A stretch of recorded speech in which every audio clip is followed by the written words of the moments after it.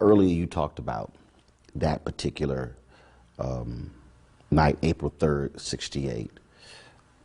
From your recollection, describe for you April 4th, 68.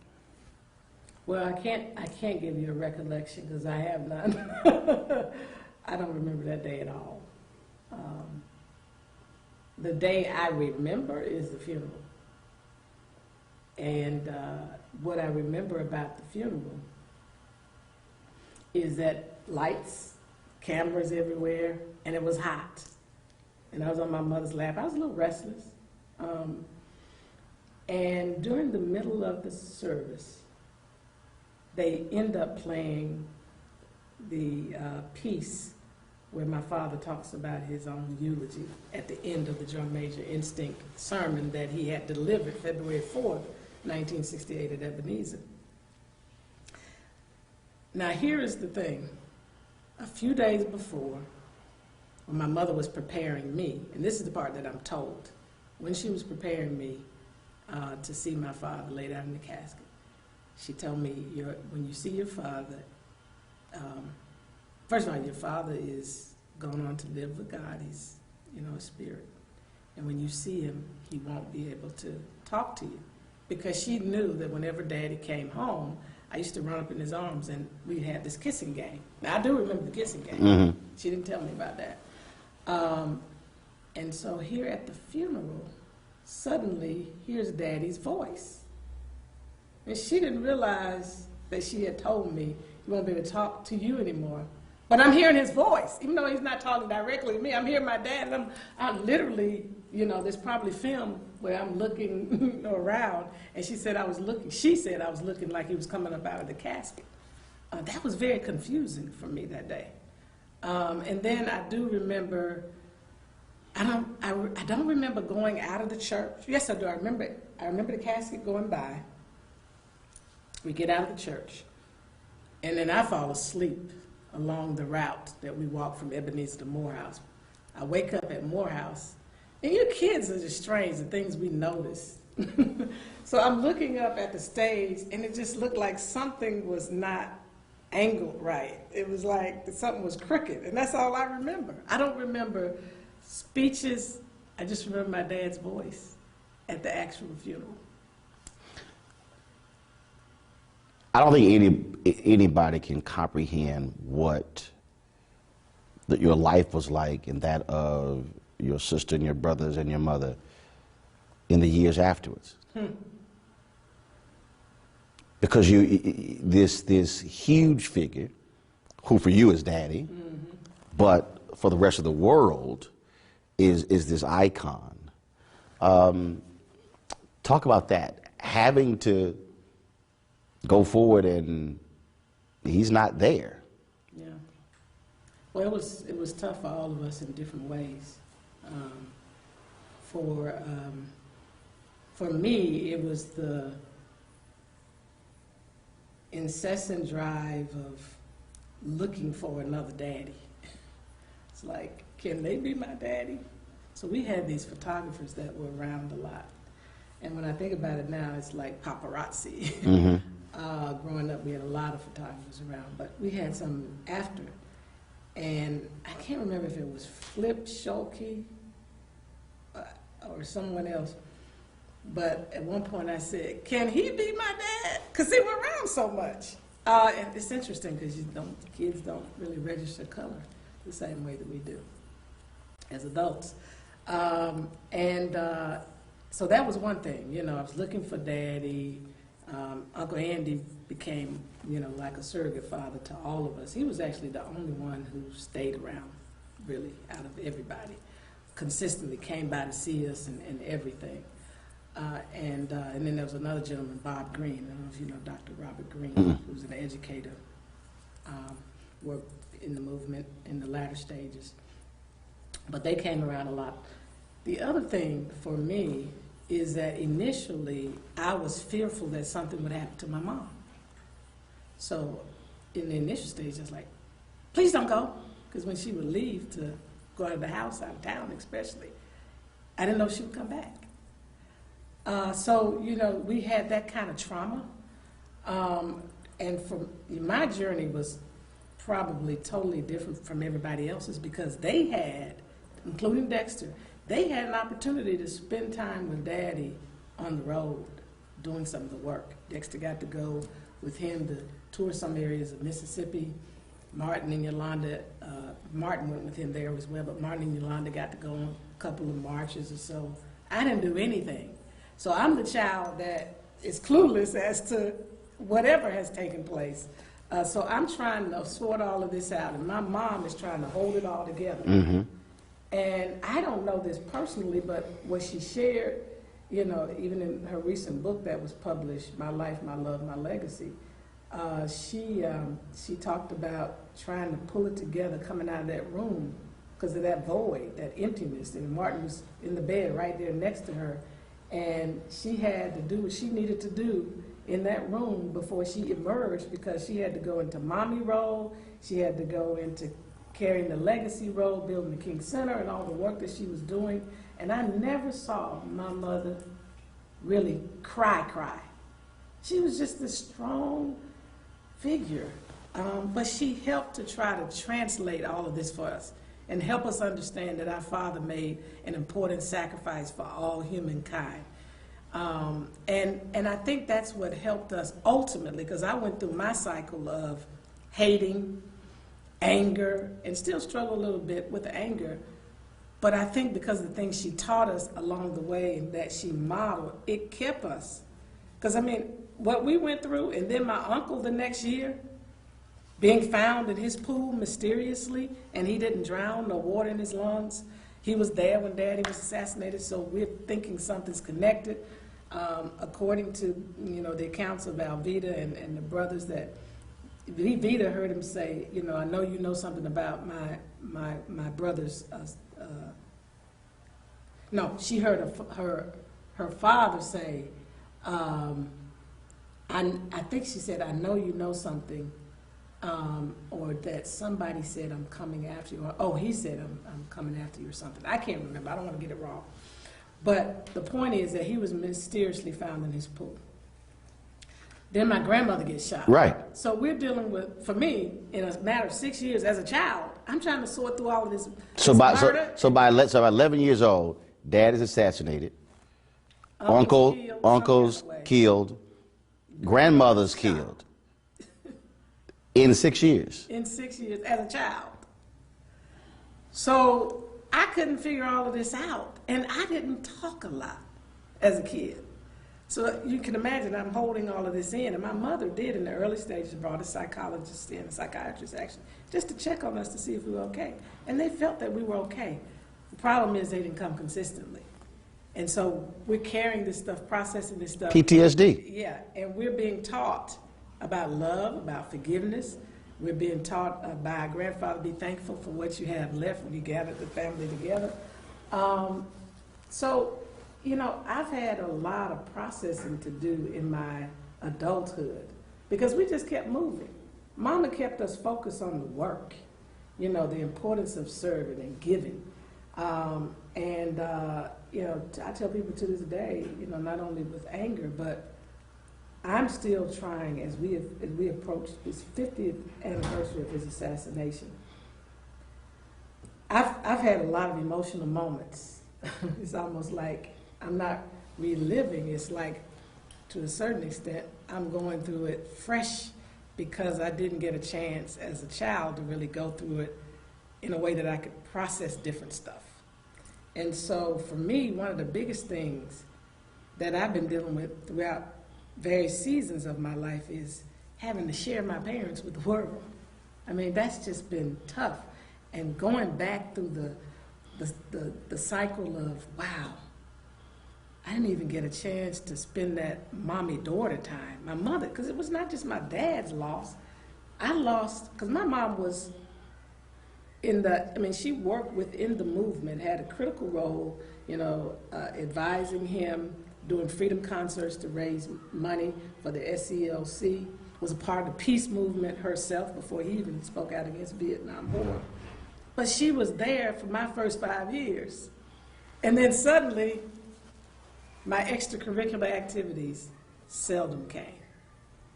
And so I'm having to process all of this now, and here's the assassination coming up because it brings all that back up.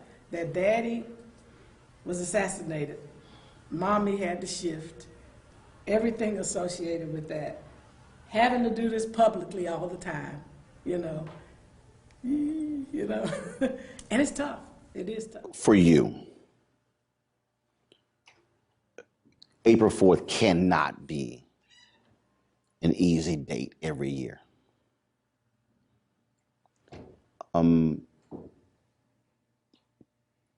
How do you deal with that? Well, let me just tell you what I have. I first have to acknowledge the loss to my mother of her husband and my siblings, our father. That's the very first thing. That was a loss that cannot be replaced.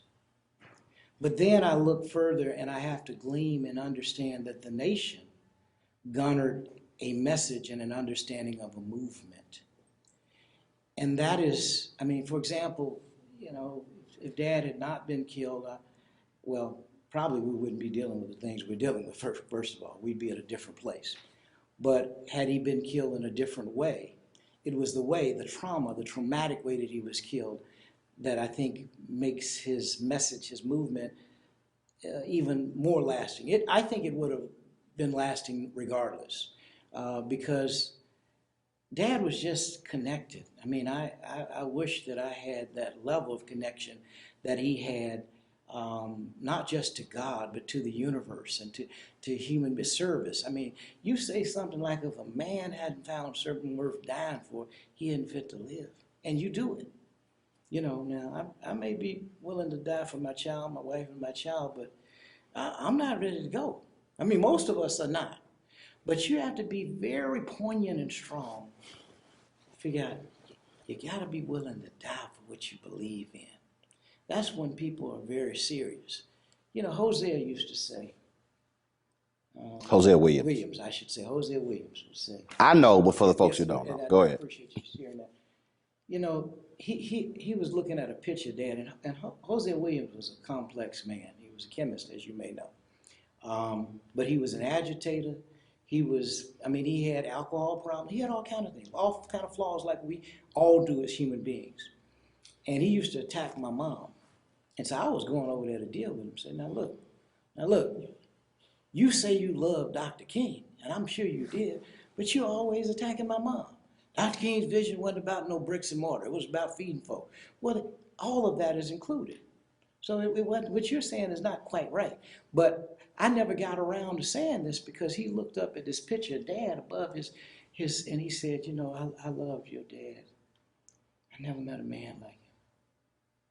He said he did two significant things. He conquered the love of wealth and the fear of death. I said, my God.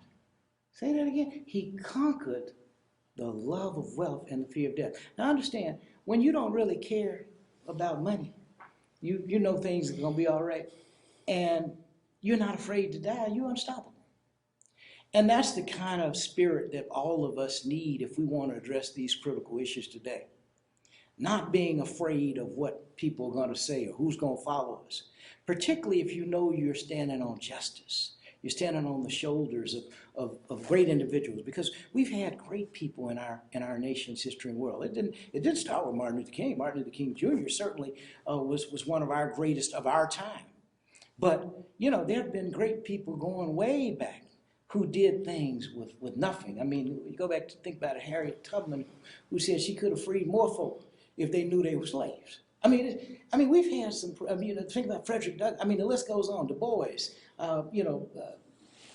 Booker T. Washington, and the list goes on and on. With so many, and the inventors. And that's. I mean, we don't really, as Black people, honestly, we really don't truly realize who we are. We don't realize we were kings and queens, and that civilization began on the African continent. Most of us don't realize that because we're taught negatively. Now, I don't know what Black Panther is going to do, the movie, to change some of that, because this has never happened. We've never had an almost all Black African cast that is charted all past the numbers. I mean, that's phenomenal, quite frankly. Everybody's kind of focusing on Martin's assassination.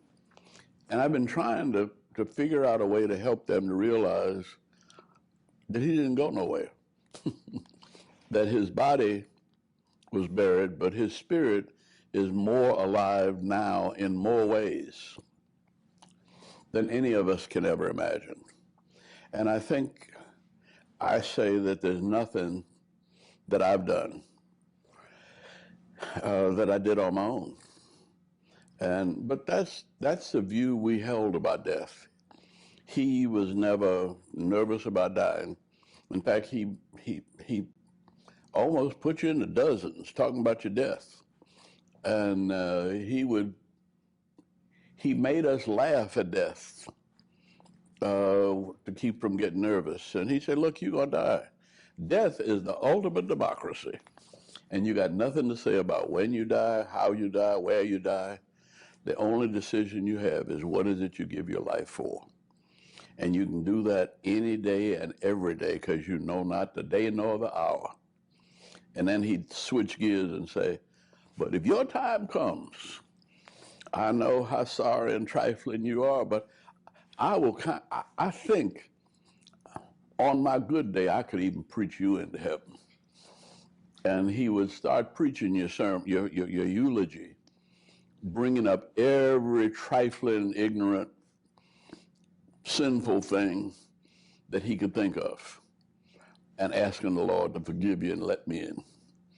And he made us laugh at death. And I came back to the motel and they'd been eating catfish and, telling lies, and everybody was feeling, this was the happiest I had seen him in years, because his brother was there, all of his friends were there practically, and, preachers know how to have fun when they get together.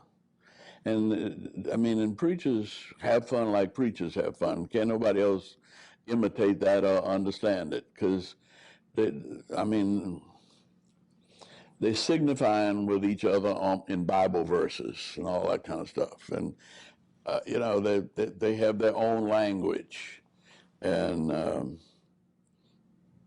so I stumbled into one of those sessions, and, he said, where have you been?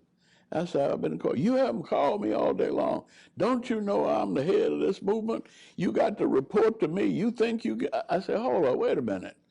You talking back to me? I said, look, y'all, what have y'all been doing in here? See? And then he picked up the pillow and he threw the pillow. Well, I threw it back. See? And that was like the beginning of a free-for-all. And everybody grabbed pillows and they all beat me up. See? Well, it was fun. But then somebody Billy Kyles knocks on the door and said, my wife is cooking dinner for y'all. And she's waiting, and she's got it all set up on the table. And so he said, well, let me go put on my shirt and tie.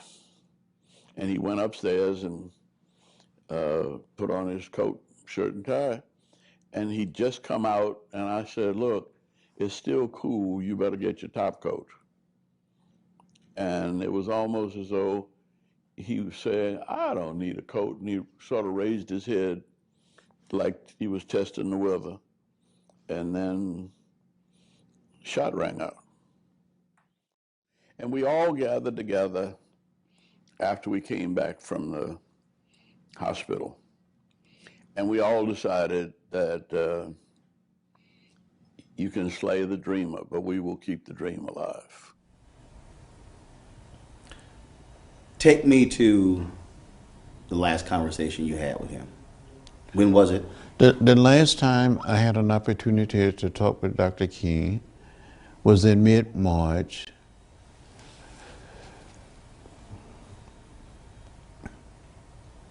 Just before he went to Memphis.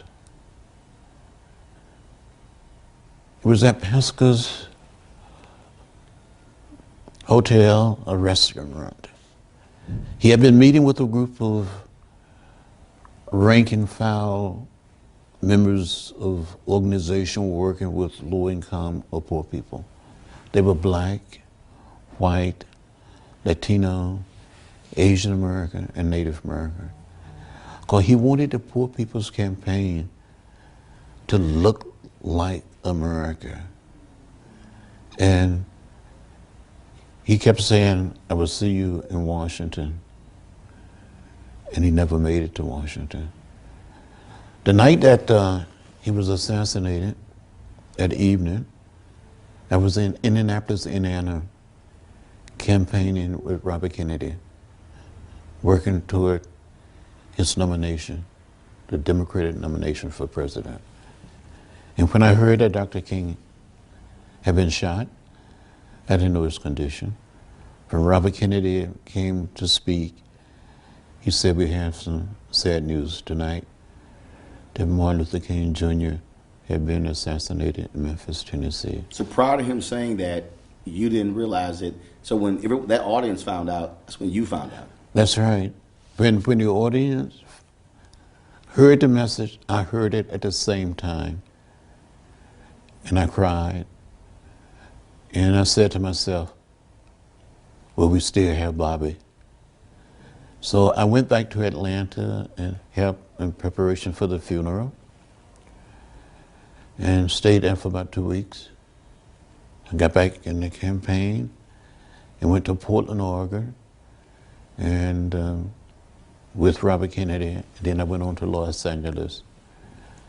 And I teamed up with Cesar Chavez, and we went to these wealthy neighborhoods and homes of primarily white citizens, urging them to vote for Bobby Kennedy rather than for Humphrey or Eugene McCarthy.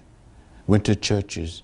We had an unbelievable motorcade through the city, and there was these black athletes like Rayford Johnson and the big guy, Rosa Greer, trying to hold Kennedy in the car. And you saw hundreds and thousands of people, especially in the African-American community, in the Latino community, rallying for Bobby. And he invited me to come to his suite that evening, and he joked with me. He said something like, John, you let me down today. More Mexican-American turn out to vote than Negroes. And he was just joking. But I truly felt that when Dr. King was assassinated, I said, well, we still have Bobby. In less than 2.5 months, he was gone. And I think something died in America with the death of Dr. King and Bobby Kennedy. When I talked to Jim Lawson, I said, in the aftermath of Dr. King's death, what did you do? He said, we went back to work. He said, we had work to do. He said he did not grieve until July. He said that's when he just broke down. Were you in the same place where there was still work to do? That there was no time to feel sorry and to mourn? Well, we were caught up in the moment. It's you had to continue to work. We had a major national election coming up, so I didn't mourn that much. But every single day I thought about Dr. King. Matter of fact, I went back to Atlanta between the campaigning effort and trying to support others. And my doctor said, you need to rest, and made it possible for me to go to the hospital and just rest for about 2 weeks. And then I got back on the road, supporting local candidates, trying to get people registered, turn people out to vote. Became a delegate to the Democratic Convention. I was a junior bond. We were supporter. Mm-hmm. We were challenging the Lester Maddox delegation of Georgia. And I had a half a vote in the convention. And I voted for Ted Kennedy in honor of Bobby Kennedy. He said, Doc, pow. And somebody said, get low, because it was a hit. And we didn't know what the hit was going to be spraying bullets. So I was on the ground. and the Ralph was in the room. I think Roland must have been downstairs. Ralph, Billy Kyles was about so far, turning to go down the steps, and there's a picture of Andy, Billy Kyles, and someone just and they later pointing that way, and that pointing is that the bullet didn't come from that way because he's on the ground. It came from that way. So we tell the police who had their guns drawn, go the way the bullet came from. The bullet came from that way. That's that picture.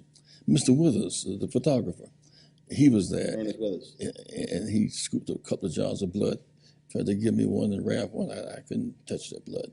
I remember Ralph coming back. My son, my brother been shot. I'm his dearest friend. Ralph, Martin, hold on, we need you. Hold on.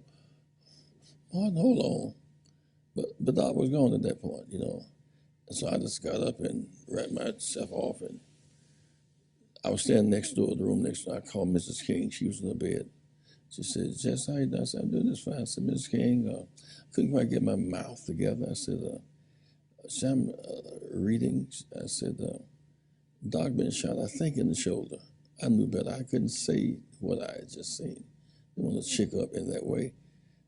I said, but you should try to go and see him if you can. She said, I'll be there momentarily. She got up out the bed. And apparently, for 7, 8 minutes, someone called, the press, and said he was dead. Man, bedlam broke out. I mean, the fires around the country.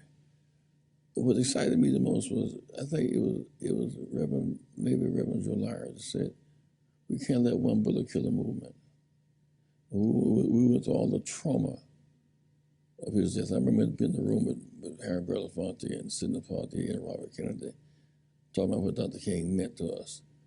And doggone, we were in Washington, and Robert Kennedy. I was at home, and my mom woke me up and told me.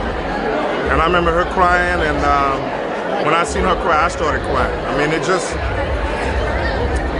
hurt me so bad, and it hurt my household and so bad. It's just, and I remember seeing the clip, everybody pointing at the vacant building, and man, and I seen his brother, and it was just like, man, all this blood. It just devastated me. I'll never forget it. It hurt me so bad to my heart, and I felt so bad for the family, Coretta Scott King, those kids. It devastated me a lot. Yeah, it did. When he returned from Mason Temple, did you have any conversations with the folks who were with him about that unbelievable, powerful speech? Were there any conversations that night when he got back? Because when we reflect on it now, you're missing something. You know what you're missing? what's that? When he returned, did you have any conversations about what he was missing? He wasn't missing anything because I never left him. Andy never left him. Ralph never left him. We were always a team. We were always a team. We were. That's not an exaggeration. But we would. I don't know what it was, but we wouldn't have left him. I'm gonna cry. The last conversation you had with him? All right. Last conversation. You write it in your book. Yeah. That it was the next day. I was walking down the street with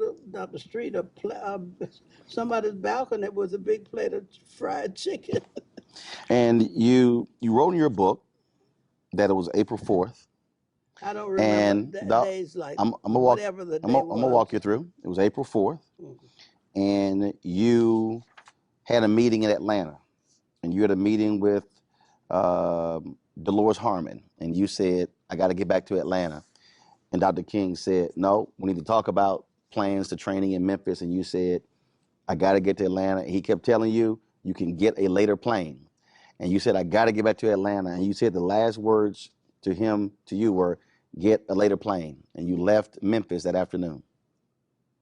I do remember that I had left, but I also remember that I had a big plate of fried chicken from somebody's house. That in those days, people would cook for each other. Mm-hmm.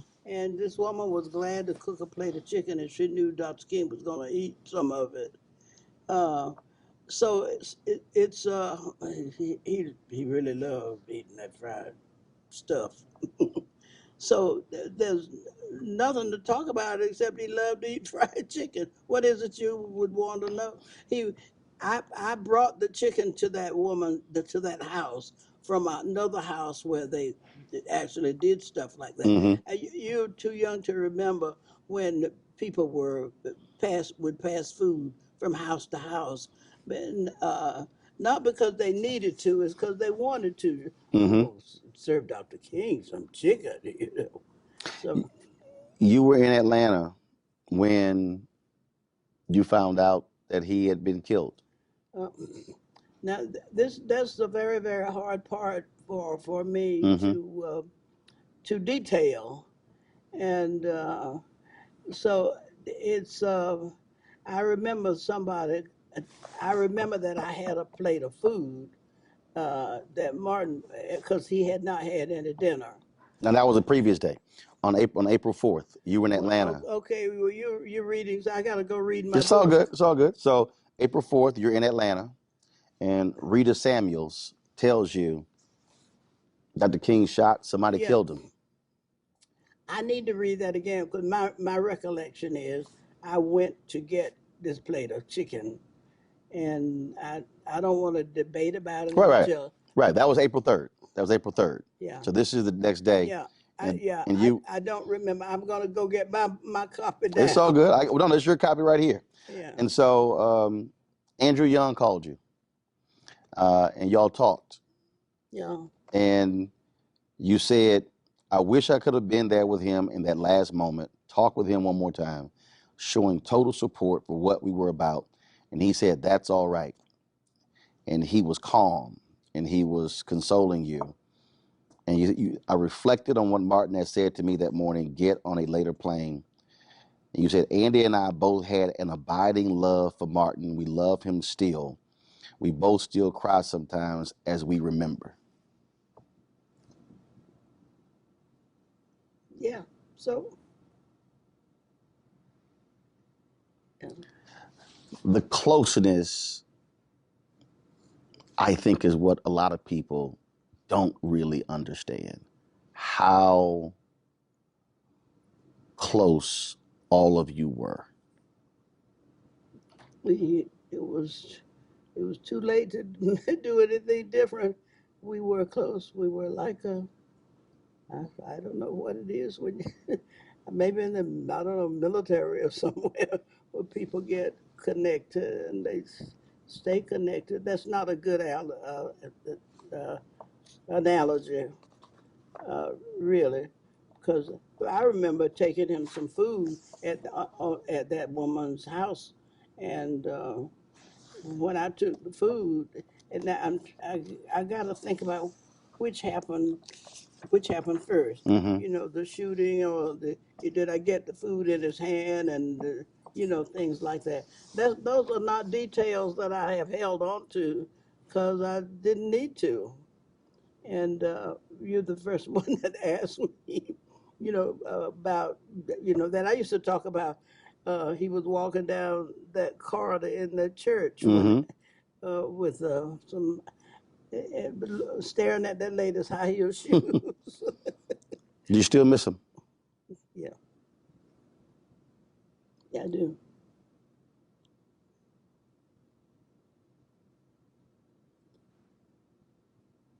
Probably always will.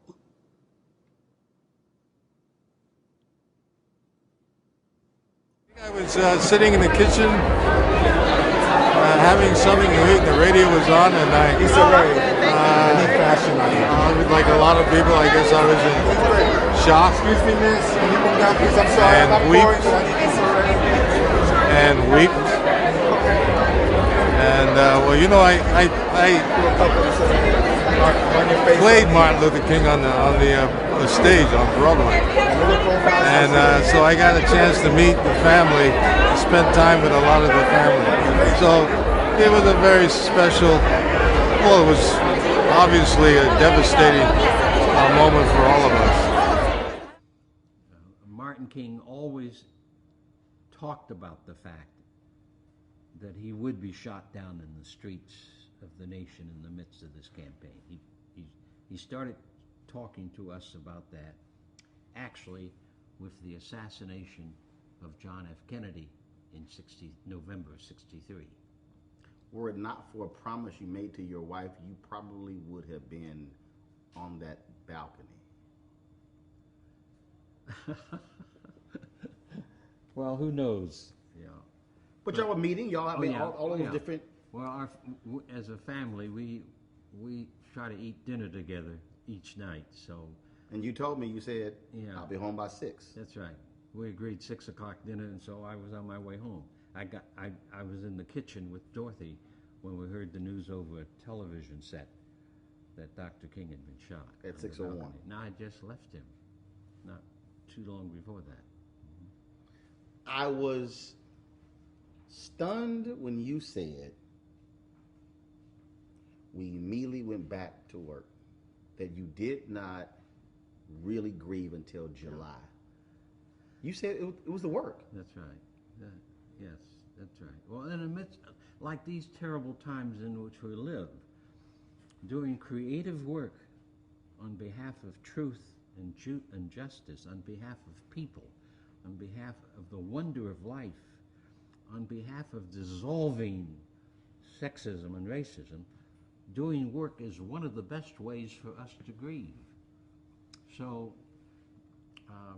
I recognize that as a pastor, as a religious person.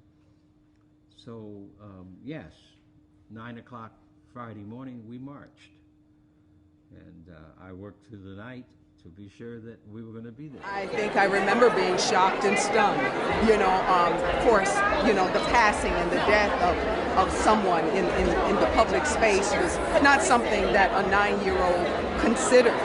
But I remember being affected by it, of it having an effect, of feeling a sadness, of feeling a loss, even at that age, that it was something, it was something huge and looming and dark and sad.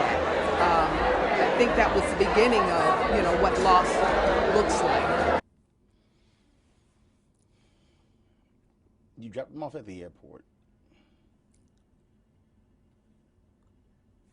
and he gets out. As you think back, have you, I'm sure you have you just went back and just played every part of that? What he had on, what he said, last look, all of those things. Because that was the last time you saw him alive. Yeah. But let me tell you what happened. The day before I was at their home, Mrs. King was convalescing from recent illness, and she was there. Mother-in-law, well, Martin's mother was there, Martin and I. After dinner, we were playing the piano. He's a great singer, and I played the piano. He said, I bet you didn't know I could sing. I said, well, I heard you could. No, I didn't know you could. He said, well, I know you can play. So sat down at the piano. You majored in music in college? Yeah, yeah. So we had such fun. We were singing and, just having a great time. When we separated, the evening ended, I went home and told him I'd pick him up the next morning, whatever time established. But Mama King called me that night about 11:30, and she said, I know you're taking Emil to the airport tomorrow, but tell him something for me. Said, just like that fun we had today, I'd like to have more days like that. I know I'm the mother and I have to understand he's busy, but you see to it and tell him I want him to plan more fun time for family hour. Will you do that for me? I said, of course. Well, I told him, I said, now your mother called me, and I told her she wants more of your time, and we're going to see that you do that. Well, guess what? About 3 or 4 o'clock Atlanta time, because Memphis was an hour behind us, he called her. Talked to her about an hour and a half. She said it never happened before. Could you take your mother for granted?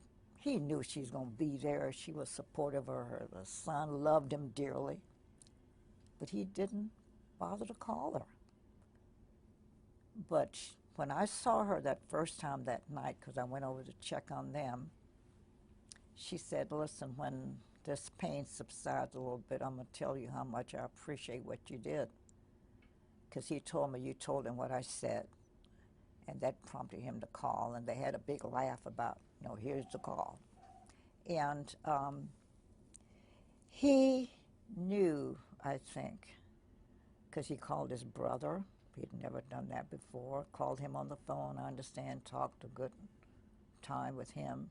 He did a lot of odd things. I talked to him, and he said to me, why does my room number sound so familiar to you? I mean, to me, he said. And I said, I don't know, because I don't know what room you're in, because we'd switched hotels. And he said, it's 306. And I said, well, that's my house number. And I said, you've been here enough, so I guess you make it the relationship. And I said, oh, that all of these things were odd things that happened that day. April 4th. Uh-huh. It was early in the day that he called me. And then it called his mother, called his brother, and Andy said they were playing pillow talk. Pillow throwing, whatever. After he came back from court, yeah, came in and they had played a pillow fight. Yeah. And so he did a lot of things that day that were unusual, I understand. I wasn't there, I was here. But he did a lot of unusual things, Oh, I tell you something else that was most unusual. Coretta's favorite gift is red roses. And every birthday, her birthday's in April. April 27th is her birthday. Now he left on, was March, I guess, when he left Atlanta. Mm-hmm. He bought her some artificial flowers and left them in the library of the house. And he told her to go get the flowers. And no, he told the housekeeper to tell him, when he leaves, go get those flowers out of the library. She was angry. He said, did you get those roses? So she said, yes, but I'm mad about it. She said, why? He said, because they're artificial. And guess what he said to her? I didn't know whether I would be here on your birthday or not, but I wanted your roses to be here. Now, he died. That was April 4th. Well, that was April 3rd when he talked to her. Her birthday is April 27th. Mm. He said, I don't know whether I will be there in person for your birthday, but here are your red roses. She kept those roses a long time. Mm-hmm. 6:01 p.m., April 4th. Shots ring out. How do you find out? I was having dinner with the Grand Dragon of the Ku Klux Klan. And the maitre d' knew my relationship with the Kings, and she came over to the table and gave me a note. Well, we were talking. I was busy talking, and she said, did you hear about Dr. King? I just folded up the note and kept talking. She thought that was odd. She came back a second and she said, I hate to interrupt your meal. She said, but I just heard on the radio he'd been shot. Well, that didn't bother me either because I'd been in his presence before when it was reported. We were in Los Angeles once. They reported that he had been shot. And we were in there getting ready for a nice, comfortable evening and a meal. Well, not just he and I, but, several of us were together. We had a big laugh about it. That they said, I think the guy had 8 sticks of dynamite and said, I think I got him, We saw it on TV. So I didn't think anything about it. I just talked to him earlier that day, and, so he was all right then. And I said, well, maybe I'd better go to the phone. I went to the telephone, and their private lines were busy. And that's unusual, all the lines to be busy. And I said to my guest, I think I'd better go over there. So I then drove over. And as I was getting to her driveway, she was backing out. The mayor was there and the police. They were taking her to the airport. And she said, oh, I've been trying. She left the window down. It was raining. She said, I've been trying to reach you. I've got to go to Memphis, said. And she had a housekeeping staff, but she knew I had a special relationship with the children. Said, will you check on the children for me? I don't know what's going to happen. Because see, when they called her, they didn't they didn't tell her he was killed. They told her he'd been shot and injured. So when you're driving up, you still think it's not true?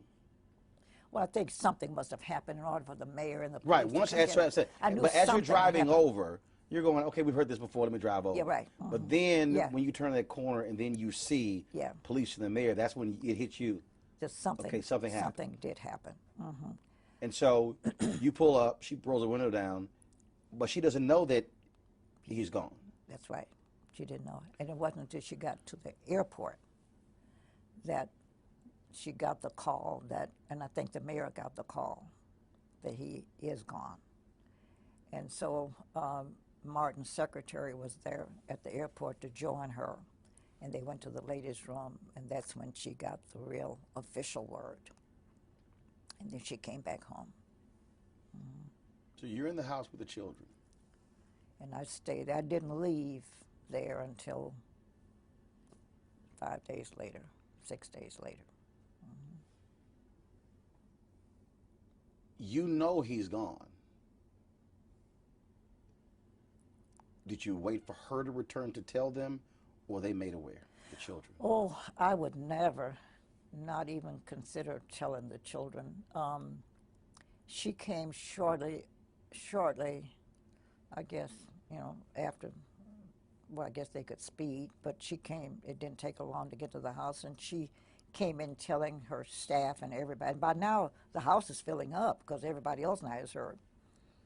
But she said to her staff, do not tell my children. I'll do that myself. And so her bedroom was at the end of the long hall in the house. So she decided to make that her solace. And then people up front would answer the phone and then direct the call back to see if she would take, and I'd be the interceptor. I just stayed with her. But she got ready to go tell the boys, and she asked me to go with her. And she had a death grip on my arm, I mean, tightly, trying to tell the children. She told Dexter first, the younger boy, that, your dad has been seriously hurt. She couldn't bring herself to say. She said, your dad has been hurt. Well, how bad is he hurt? She said, pretty badly, I understand. But we'll talk about it later, but, he's not coming home.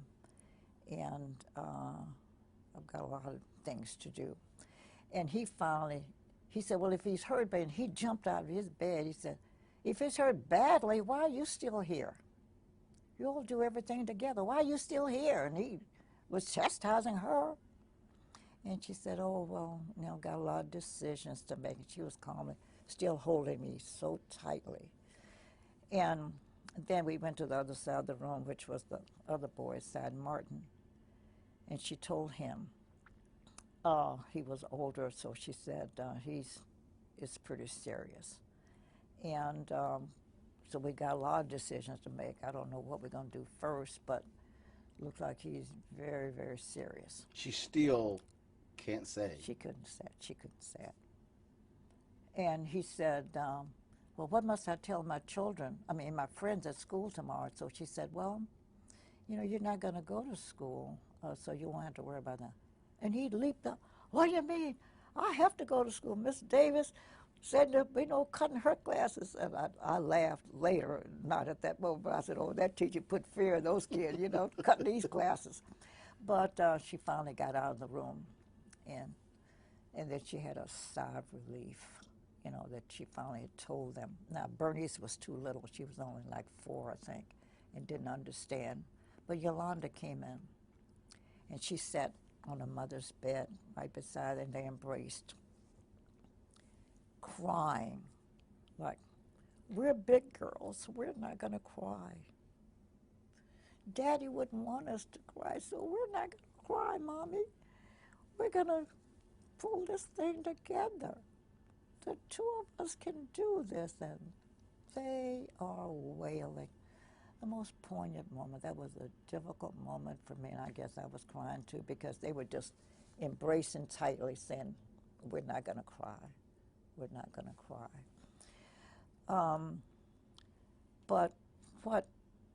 So they finally said, okay, we're gonna work this thing out.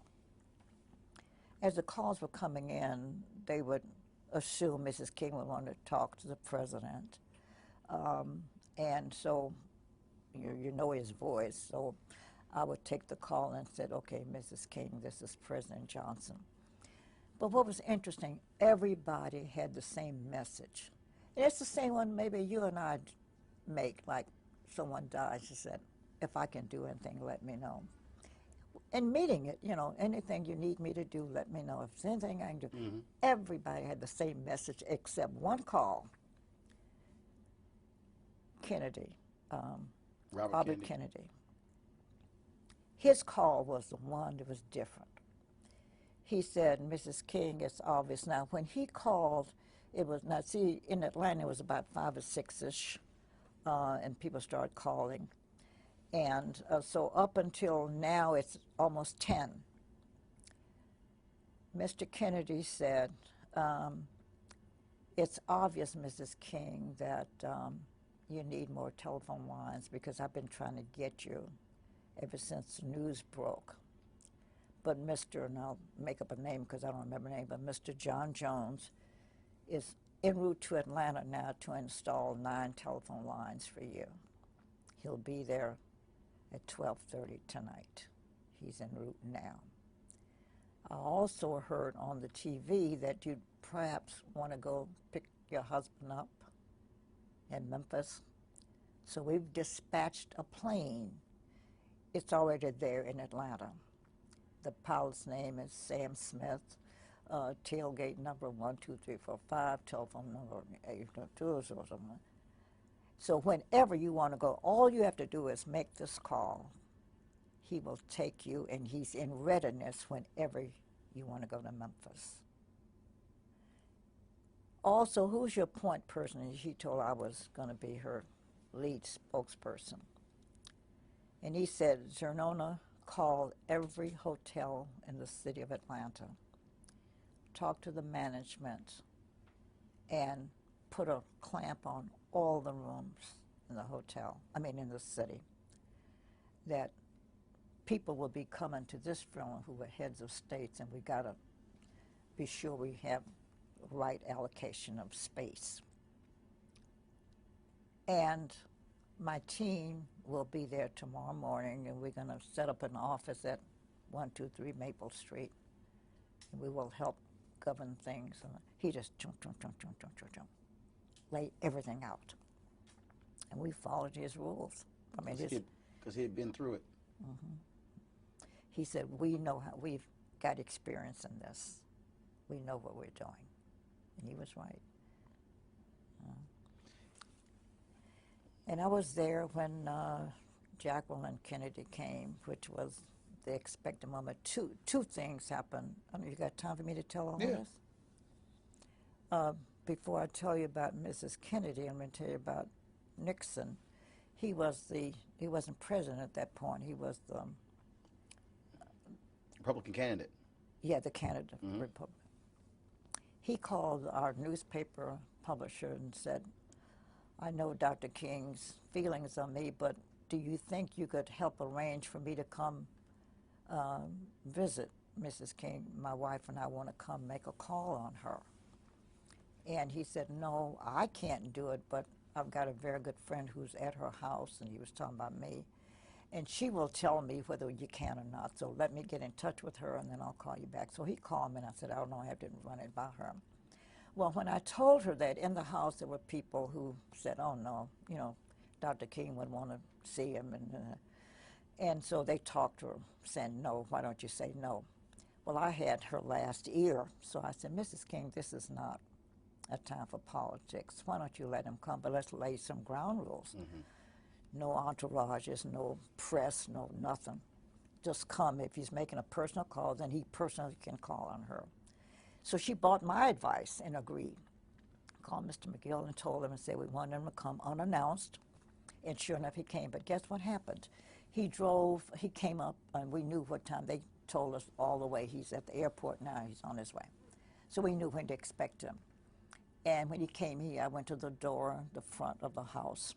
He came in a beige, I don't know cars, but like also a Chevrolet, something like that. It wasn't a fancy, I don't want to offend anybody, but it was a small car. And I ushered him in. Well, he was by himself, but he said, you know, Mrs. Nixon was coming, but he said that they got a call that one of the girls got sick and she had to rush to New York. He said, but, so he sat by her bed, that's where she received her get. She said, on her bed, we had a chair, and he sat there face to face and told him he knew how Dr. King felt. He said, but this is not a political call. My wife and I were coming, and he went on to tell why she knew. He said, I have brought with me a check, a personal check, that we are feeling the grief, and because we are Americans, we have to take some responsibility for this. So as our personal expression of sympathy, we want to educate all 4 of your children. And this check that we have here will cover their expenses wherever they go. There's enough money to educate all 4 children. Nobody knows that story because I haven't told it but a few times. Then we were told that Mrs. Kennedy was coming, and then the day she was due, she said she couldn't make it. Then we got another call. She said now she does want to come. She said, I don't have the strength to make it. Because she had to release, she knew the pain of Coretta Scott King. You're getting my script ahead of me, because what happened is she finally came. And as I said, you know, describing, you can get the picture of the house. The front door was up there. Coretta's bedroom was at the end of the hall. When she came, they told me she was here, so I went to greet her to bring her back. Roland, those 2 women didn't say one word to each other, verbal word, no word. Neither said hello. They didn't say anything. They embraced. That seemed like 20 minutes. Of course, it wasn't that long. But they embraced without a spoken word for an endless period of time. But you don't have to be smart to read their lips and their heart. The heart was saying, we know what you're feeling. You know, I know, we know. That was the most poignant moment, and it was the one time that I cried because I was feeling their language. It has to be hard for you because here you are, you go to the home, you're with the kids, she comes back. She asks you to be with her when she tells the children. You have to be her rock. Oh, yeah. So you can't grieve. You can't break down. You can't, you're taking the phone calls. You're doing, so how are you, did you just sort of just go like Robert Kennedy? You just went right into work mode? Oh, yeah. Because I'm not even sure that I ever cried, come to think of it. I'm saying later, but I never got a chance to grieve. Because one of the things when she was trying to decide whether she's going to go to Memphis, and then right away I said, oh, gee, she needs clothes, because I wanted her to look nice. She's going to be photographed wherever she goes. So the next morning now we were up, or the night went into morning. So by morning time, I told her I was going to go down and get some clothes. And I did. I went to a nice little shop downtown Atlanta that had nice clothing. And I told the man that I've come to pick some things for Mrs. King. I have no money. I wouldn't dare take time to ask her for a credit card, and I don't have any money, so will you trust me to pick what I think she wants, take it home, and if she likes them, we'll keep them, and I'll come back and pay. If not, I'll bring the clothing back. And he agreed to those terms. Well, I picked out a lot of stuff. Came home. As I was getting into the house, I had a man there who helped me because I had all these clothing. In the lobby, in the foyer of their home, were Belafonte and Stan Levinson. And Stan Levinson was the Jewish friend who'd been with him a long time. Very close advisor, Dr. King. Exactly. And said, what are you doing? I said, oh, I wanted to look nice, so I bought a lot of clothes. And I told them the story. I didn't have no money. And they said, well, we want her to look nice too, and we know you know what she would look good in. They both gave me a credit card. Said, here, we don't care what you buy.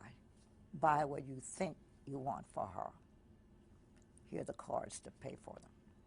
So when I came home, when I saw her later on, after the people subsided, she looked at my stuff and liked everything I brought. And I said, oh, I go back empty-handed. So I said, and I told her the story. I had money. Because she said, to give me her credit card. I said, oh, no, I got 2 credit cards. I went back, and guess what? The owner of the store said, you got a balance here? I thought he'd lost his mind. I'm the same one who just left you with all your clothes. And he said to me, I've come to pay for them. He said, listen, I'm a white man in America. And I have to take some of the responsibility of having the climate that created this. So the least I can do is cover the cost of the clothing. You have a zero balance, you know. And I had also designed her headdress. And I had gone down to our department store, which was Macy's at the time. And we had a laugh because they asked me what time was I coming. And I said, well, I don't know. I was so busy, I don't have a schedule, I don't know. He said, well, it doesn't matter. We'll stay here till you get here. The store closes at 5. So if you're not here, I said, can you find the back door? And I laughed. I said, I'm black. I know where all back doors are. So he said, you leave the back door open. I can come through the back door. Sure, if that's where, because the store was closed, I went through the back door and told the lady, this is what I think I want. I had never designed anything either, so I said, this is what I think I want. And so the lady agreed to, do it up. And I said, and don't stitch it, just kind of baste it. So, she's got to approve it, and she may not like it. And it was the time except for when Yolanda, the daughter, came in and I saw her cry. She never shed a tear. That woman was just strong, making decisions and moving, never cried after that. But when she tried on the headdress, then she looked in the mirror. And I'm sure she's saying, now, this is what I'm wearing to my husband's funeral. And she broke down that time.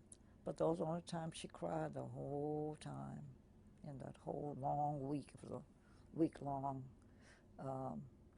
That was the week that was. I'll just call it that. As they say, rose in a fisted glove. Mm-hmm. When you went to the airport, you accompanied her to the airport when his body was returned from? No. I didn't see the body until, let me tell you that story, because the day he was ready for viewing, because I've been doing a myriad of things, while they had announced that there was going to be a public viewing at 11 o'clock, at that moment we were at the church. Coretta had to make some final revisions to the program.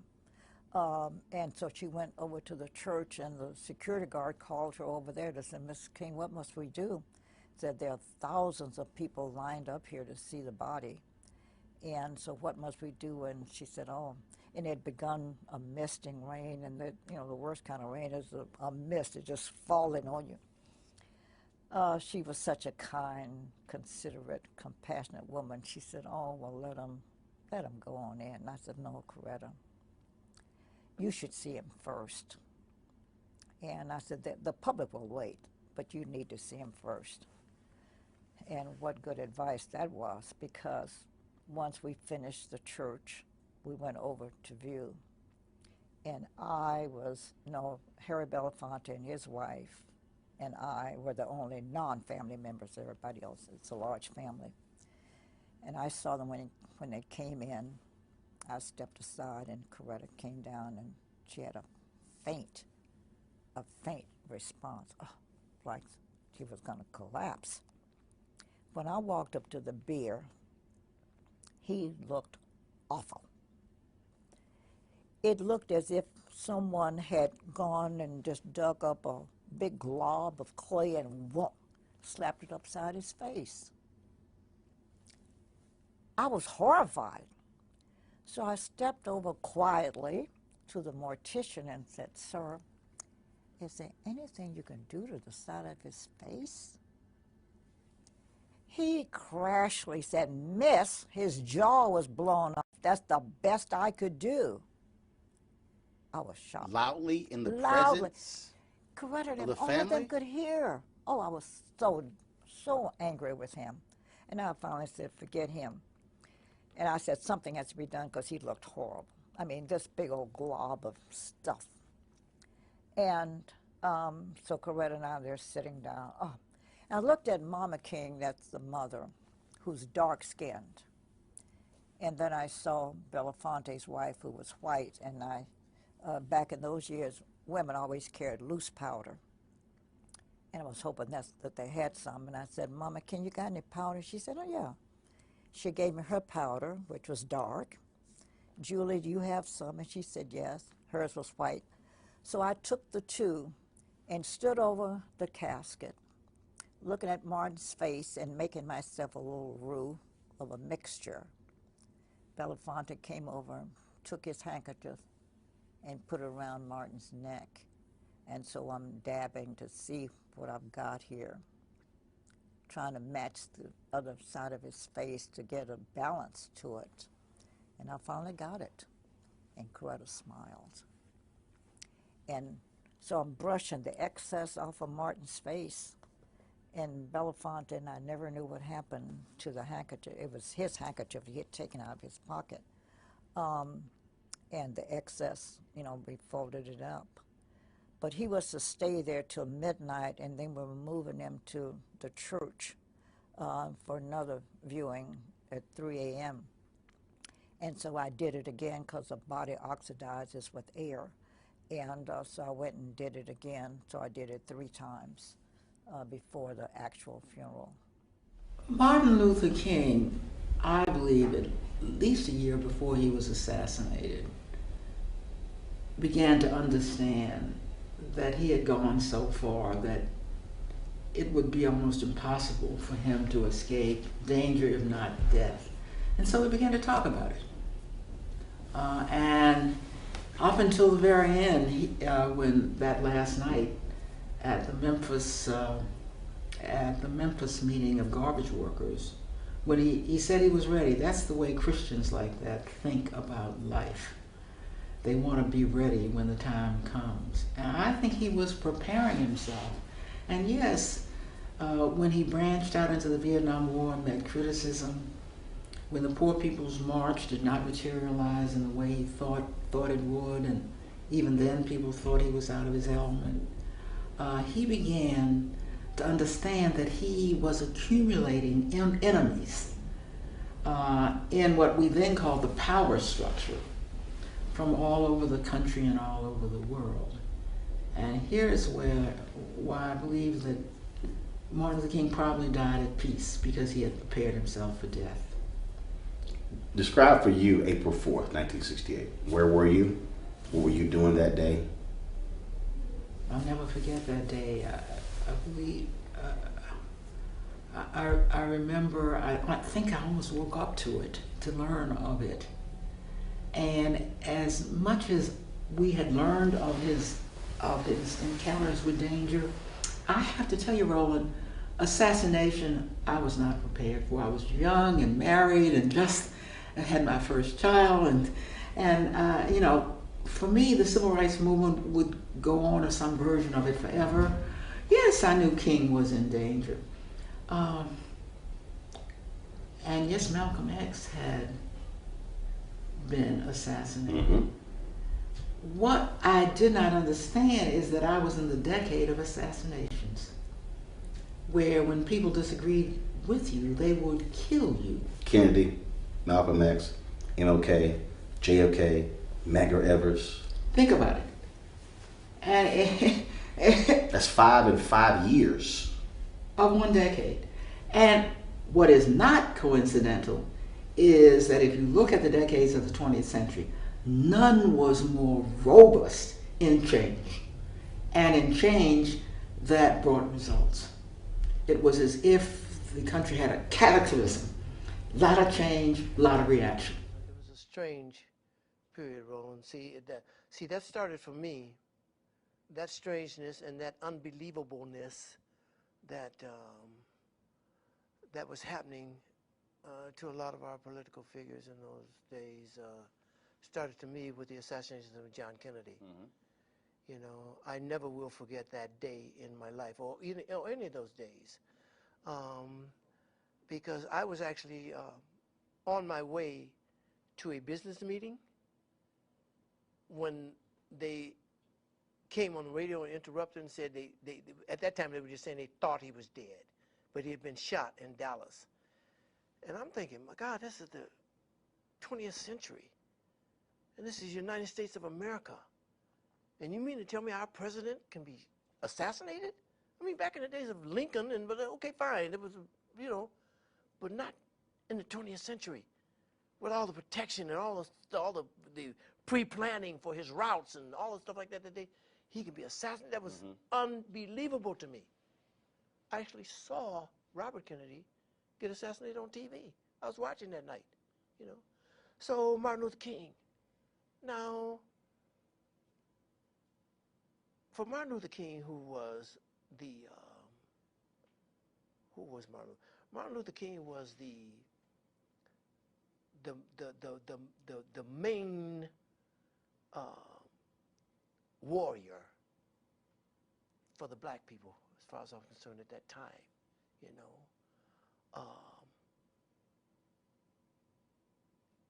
I wasn't as surprised that they killed him as I was when they killed Malcolm X. You know what I mean? I wasn't as surprised because Martin was into a lot of stuff that a lot of people, bigots, hated. Mm-hmm. He was a marked man. I didn't expect it. I was hoping that it would never come to that, you know what I mean? But it did not surprise me because of who he was and what he was doing, you know. Horrible day. Horrible, just, oh man, here we go again. Where were you? I don't even know where I was. I was in oblivion, that's where I was after that. I don't know where I was, but it was just, here we go again. When is this going, what's safe? Who's safe? You know what I mean? Weird April day. 4th. What were you doing that day? What was the day like? Oh yeah, every day was a day of mobilization. We would meet with the men to see if there was any progress. We'd report on what that was. If there were any unusual things happening, fill them in on that. If there are any questions they had or decisions they need to make, to try and get that done.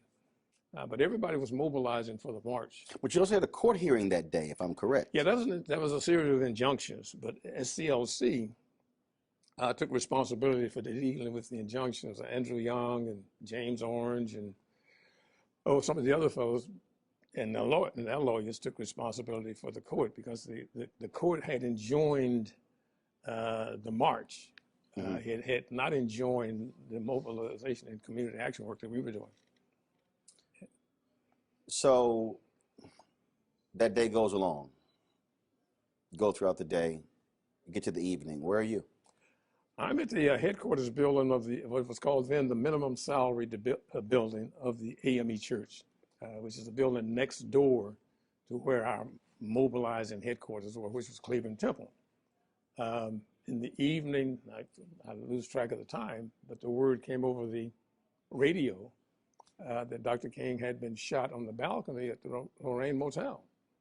And among all the unbelievable things that you just refuse to accept, this was one of them. So you hear this on the radio. So a co-staffer and myself, we were like 5 minutes from the Lorraine Motel. We jump in the car and we come around here. And by the time we get here, police were already here,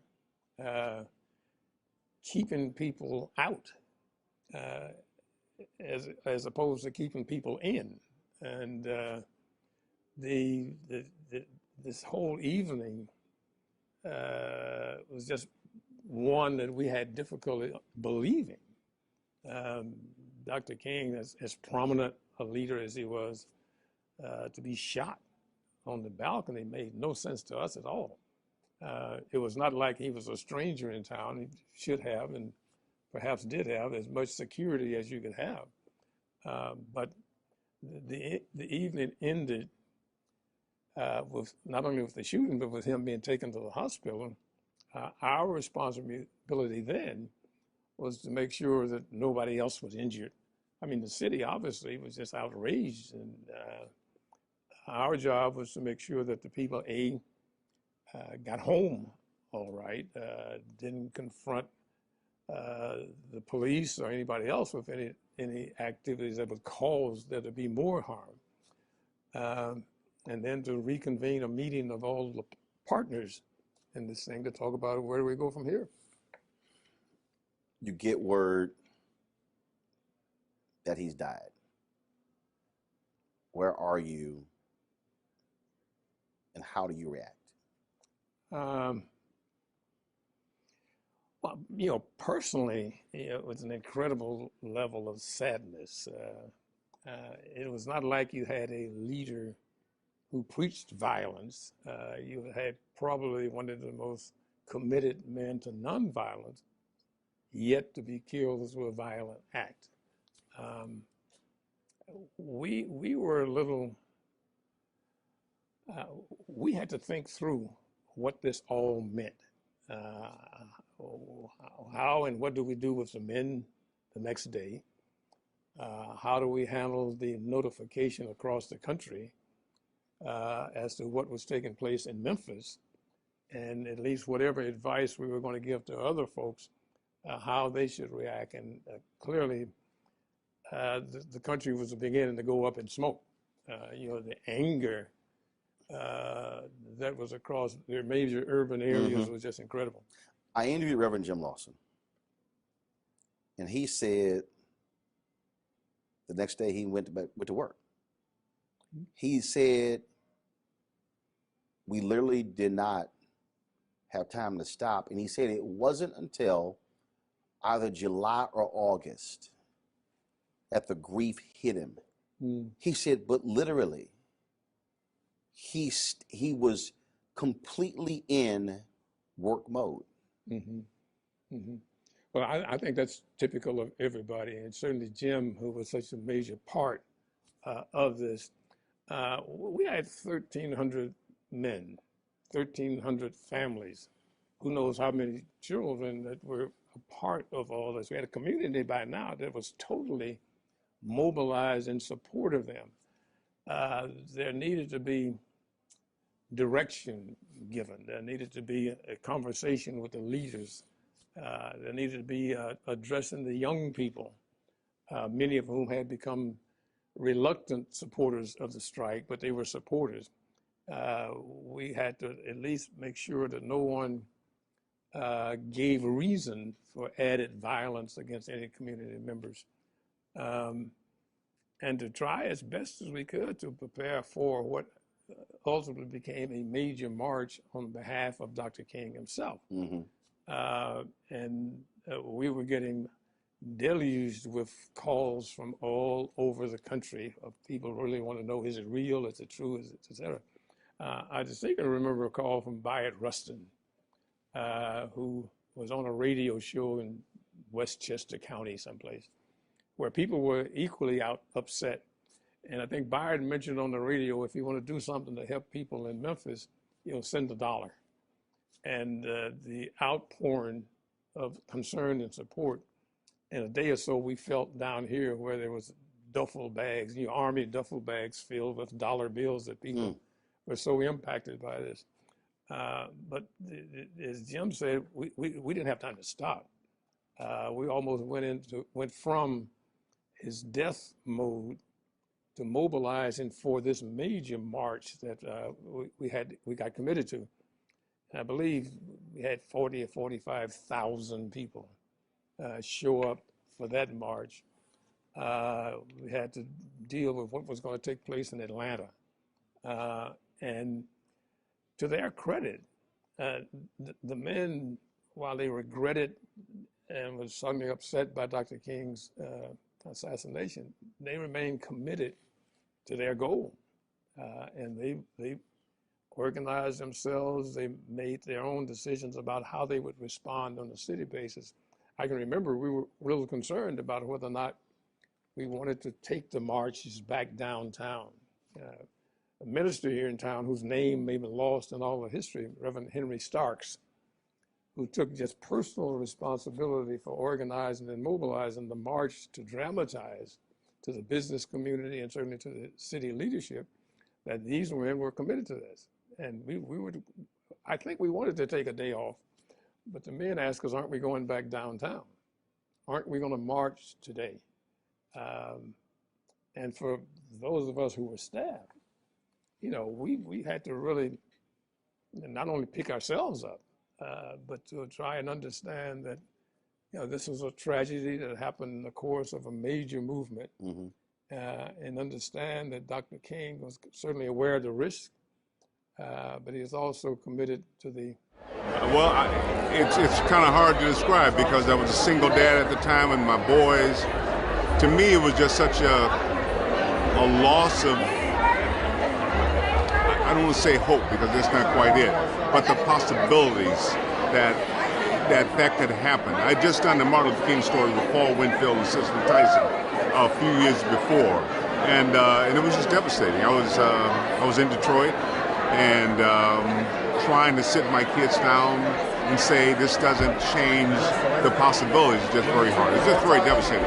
And it was the whole town, I remember, was just, I don't know, it was like the wind that was just taken out of everything. What should folks, we're going to commemorate it, but what should folks do April 5th this year? Because folks, we have these events and people remember things on those lines, but what should be the call to action? Well, I think the real call for action, as far as I'm concerned, is stepping toward the things that we want. As I know we keep fighting for the things that we're opposed to, and we have to be aware, and I don't take any of that away. But I think now it's about being an example, and reaching out to each other, which is why tonight is so important, to be a part of the community, to be embraced by our own community. So I really hope that we will remember to include each other, because we have a way sometimes of getting a little exclusive, and I don't think that's what King was about or his legacy was about, but we really need to include each other. We get really caught up in a lot of diversity. That's a wonderful thing, but for us, I think we need to embrace our brothers and sisters. I had finished shaving and was standing on the balcony, and there was some staff down on the ground. And Ralph was putting aftershave, Aramis aftershave on, when he heard what he said sounded like a firecracker. And then he looked down and saw the soles of Martin's shoes. And he ran outside. And the staff was up crying and all carrying on. And he said, "Stop acting like sissies. Call the ambulance.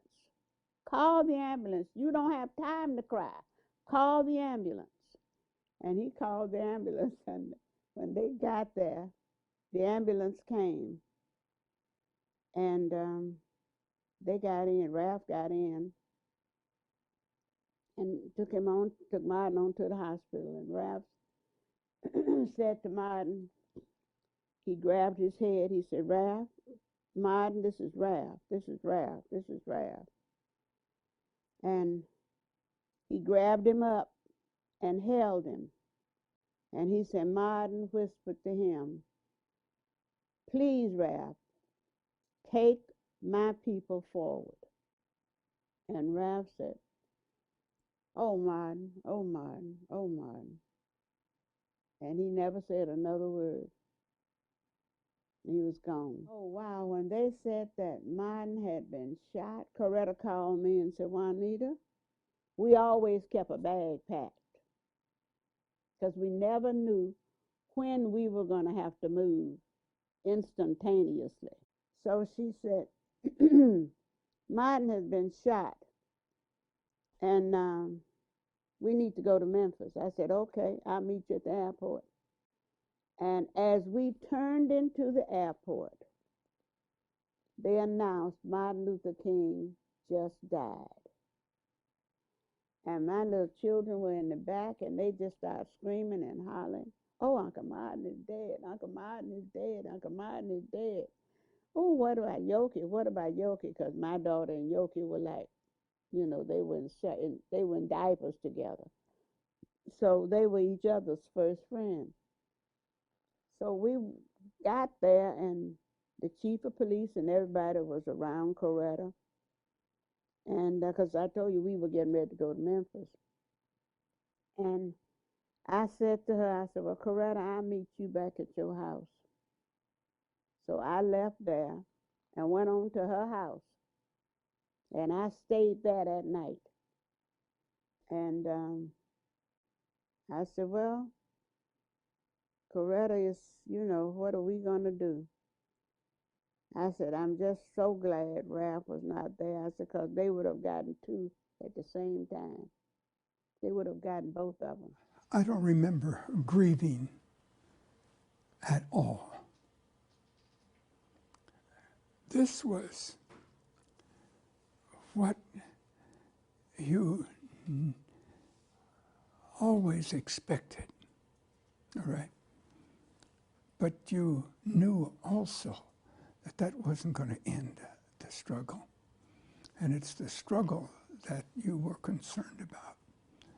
And you were the struggle that Martin was concerned about. It was,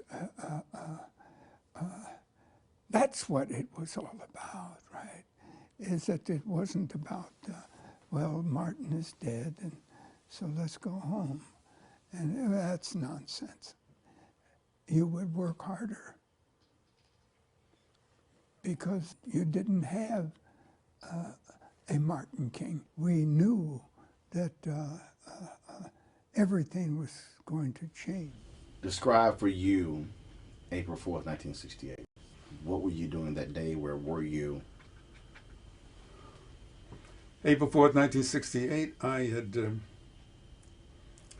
was in my office in Wall Street, and I was leaving early because I was preparing to go down to Memphis, Tennessee. I had already talked to Martin earlier and to Bernard Lee and Andy about the logistics, about I want to be sure that you're going to have somebody meet me at the airport so you can take me directly to the place where he was speaking. Okay. So I'm rushing to go to the airport. And the phone rings. And I said, I don't answer the phone. Then something said, I don't know. I said, answer the phone. So I picked up the phone. It's Harry Belafonte. I said, Harry, I can't talk to you. I'm rushing to the airport. I'm going down to see Martin now. He said, you got your television? I said, no. I said, he says, Martin's been shot. I said, what? So I turned on the television. And there, that's all it is. Martin Luther King Jr.'s been shot, you know. I get on the phone. I can't reach anybody. All the lines are busy. I can't reach Billy Kyles. I can't reach anybody. Can't reach Bernard. Can't reach anybody. Can't reach anybody. Me. And I'm trying to decide what to do. And the phone rings again. You know, I wasn't even paying to the television. The television's in another room, and I'm trying to get through on the phone. Harry Belafonte, he says, Martin's dead. And he says to me, well, what are you going to do?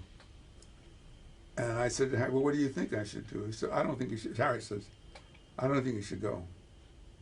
I said, we should get some more information. I don't think you should go. So I hang up the phone. And the very first thing that came into my mind was, they finally got him. They finally got him. Sometime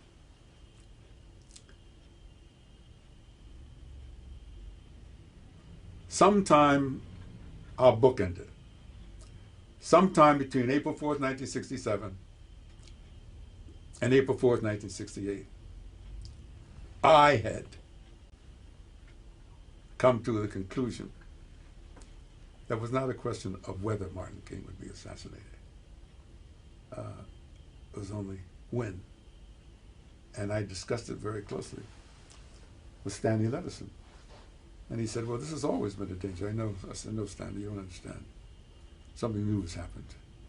He said, yeah, I agree. No, but I was really, and I was, you know, also angry. And so when that happened, they finally got him.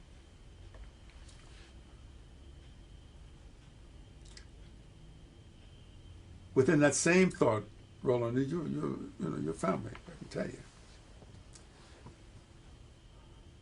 I wondered to myself, I said, I don't think I can stay in this country. It's fine, it's fine. I'm having a conversation. No, I can't stay in this country. I'm Clarence Jones. I said, no, I can't stay in this country. The anger was so seething, you know. And I was drinking more heavily than I drink today, you know. I was drinking, you know, martinis and traveling throughout the South. I was drinking my Jack Daniels and so forth, you know, hanging out. Orville Billingsley, you know, you couldn't have a conversation with Orville Billingsley unless you drank. You know? So I was just, the anger was just beyond. I had made a personal judgment. I said, Clarence, you have to leave this country. That's what I'm talking to myself. I said this to Harry. I said, Harry, I can't stay here. So why? I said, because I don't think I have the discipline. I said, I was afraid. I had such crazy things like, I was 37 years old. He was 39, okay? And I'm thinking to myself, you know, I hear about all these bad guys in the Blackstone Rangers and how they're going to do this. I said, but I was trained in the Special Forces unit. You know? I said, all these talk about, I said, I really know how to kill. I mean, this is the way this really said. I really know how to kill a person 10 different ways. You know, that's the way I was trained to do that. And I thought to myself, I ought to figure out how to get in touch with some of the guys that were in the Army with me. And so this is how you asked me this question. I began to think crazy things. I was think, you know, maybe I ought to go out and talk to the, so help me God, maybe I should go out and talk to the Blackstone Rangers and so forth. I said, you know, they're probably going to see me in my suit. They're going to say, who were you? But when I finished talking to them, I said, no, all you guys are walking around bad with your little guns and so forth. You don't know how to do a damn thing. I said, what you need to do, I mean, this is the way I was thinking. I said, I need to think whether or not, and you know, I was influenced by Che Guevara in my writings. I was, you know, all these things. I mean, Che Guevara could do it, and Castro can do it, you know, and if Ahmed Ben Bella could. I was sort of going through I was going through all the liberation people. I mean, it's sort of crazy. Like, who am I, this middle class educated lawyer? But I had some training. I was training. And so I said, that's what we need to do. I said, everybody else is out there selling wolf tickets because they don't know how to do it. I said, they don't really know how to kill, but I know how to kill. And so help me God. So I said, I'm going to see if I could be. And then when I began to think of myself, I said, I can't believe that I'm thinking this way. Okay? And I shared a little bit of that with Harry Belafonte and another fellow, a good friend of mine out in, I told Al Sampson and Benny Johnson in Chicago, you know. Because Bennett said, calm down. He said, if you want to sit with the Blackstone Rangers and so forth. So I had to, I went, after the funeral, so forth, I had to get out. I think I went to France and Italy for a little while. But the anger was so intense. It was so intense. They finally got him. Now, by the way, February 15th, I'm sitting with James Comey in his office, former FBI director. I'm sitting with him for about an hour. I got some nice pictures with him. And finally, after we talked about the FBI and so forth, and I said, the last 10 or 15 minutes we're together, it's like, there's a big, long table between us. He's sitting over here and I'm sitting here. And I said, you know, Mr. Director, he says, call me James. I said, well, Mr. Director, I said, there's one thing I want to talk to you before I go. I said, it's about the assassination of Martin Luther King Jr. I said, I know the Warren Commission, some kind of commission, you have these files, and I think maybe some of the files are not even going to be opened up until a later date.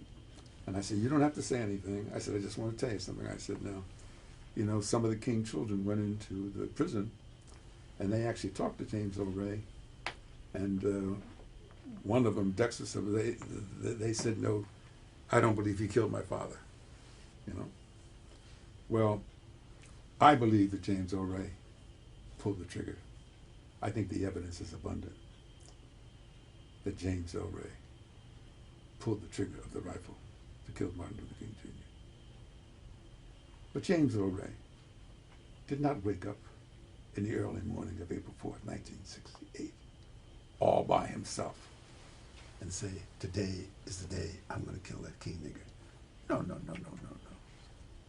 Martin Luther King Jr.'s assassination was the result of a cold, calculated, premeditated conspiracy to kill him. And I believe that conspiracy goes right to the feet of the Hunt brothers in Texas. That's what I believe. Okay? I can't prove it. But that's what I believe. But don't insult my intelligence to think that some hardly limited educated James O. Ray, he had a map of Canada, so he didn't have any education, he didn't have any geography. Where did he get? He didn't know that. It was clearly it was so forth, you know. And so he leaned over to me and says, "You have some very strong opinions." I said, "Yes, I do." So I said, "You and the government may think that the case is closed, but I don't think so." And he said to me, "You didn't hear me say the case was closed, did you?" I said, "No." "You didn't hear me say the case was closed, did you?" I said, "No, sir." Deep, right? And you know, by the way, I mean, you don't know, I'm going to tell you. He has a huge, Comey had a huge desk in his office. Mm-hmm. Had a glass top on it. Under the corner of the glass top is a photostatic copy of the memo from Robert F. Kennedy, from J. Edgar Hoover, mm-hmm, to Robert F. Kennedy, asking the authority to wiretap Martin Luther King Jr., in which the Attorney General had to countersign it, and it shows, "Okay, do it. Okay, do it." He says, "The reason I'm showing you, Mr. Jones, is every time there's a meeting of agents in my office, particularly a new agent, before they leave, I make them look at this, and I says, the FBI can never become that agency again." Describe April 4th, 1968. What were you doing? Where were you? Well, you know, I had left the country. I left in '67. Like a lot of people, I was not going to be drafted. I had sent my draft card in and just said I wasn't going to go. And decided that, you know, the other choices were 5 years in jail or leave.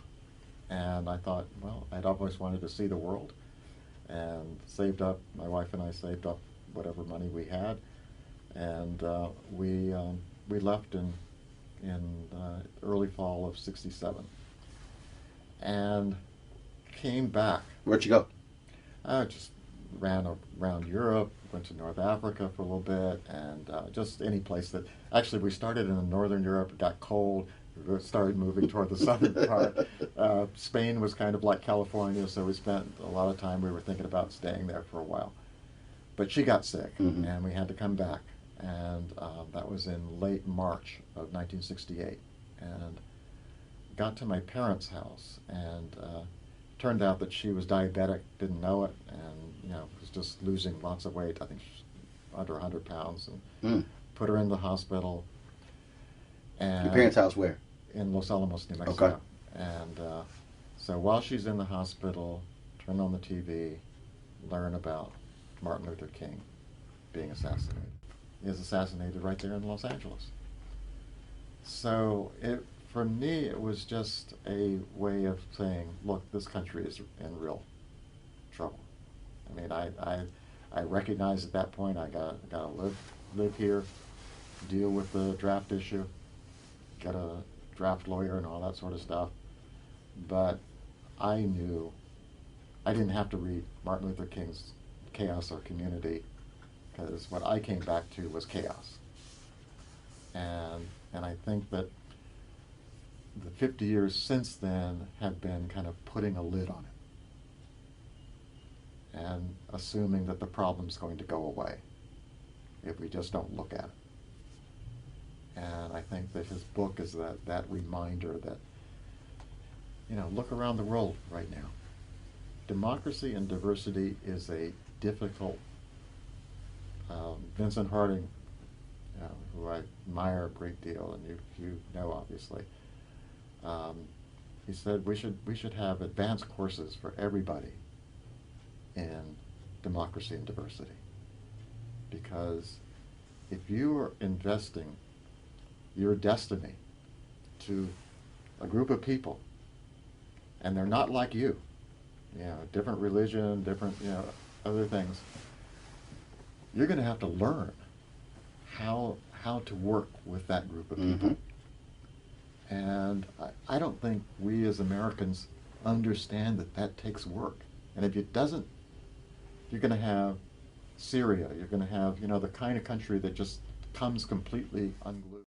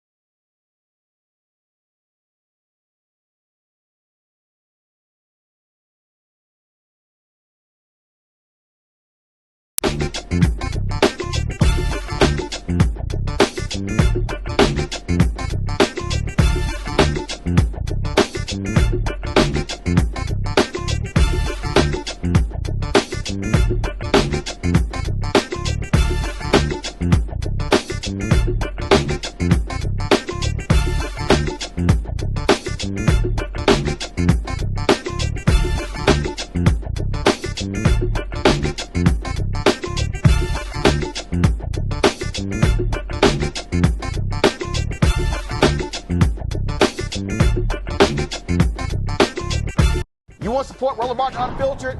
Be sure to join our Bring the Funk fan club. Every dollar that you give to us supports our daily digital show. There's only one daily digital show out here that keeps it black and keep it real as Roland Martin Unfiltered. Support the Roland Martin Unfiltered daily digital show by going to RolandMartinUnfiltered.com. Our goal is to get 20,000 of our fans contributing $50 each for the whole year. You can make this possible. RolandMartinUnfiltered.com. You want to check out Roland Martin Unfiltered? YouTube.com/Roland S. Martin. And subscribe to our YouTube channel. There's only one daily digital show out here that keeps it black and keep it real. It's Roland Martin Unfiltered. See that name right there? Roland Martin Unfiltered. Like, share, and subscribe to our YouTube channel. That's YouTube.com/Roland S. Martin. And don't forget to turn on your notifications so when we go live, you'll know it.